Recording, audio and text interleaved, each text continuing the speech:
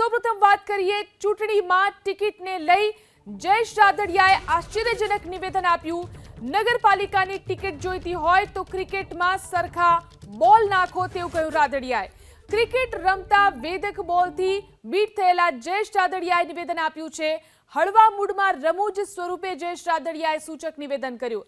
નગરપાલિકાની ટિકિટ જોઈતી હોય તો સરખા બોલ નાખવા તેવું કહ્યું છે જયેશ રાદડિયાએ।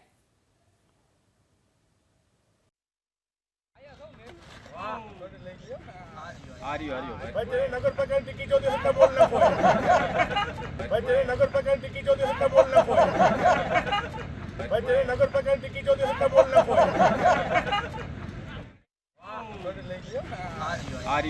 भाई तेरे नगर पालिका टिकट जो है बोल ना कोई भाई तेरे नगर पालिका टिकट जो है बोल ना कोई।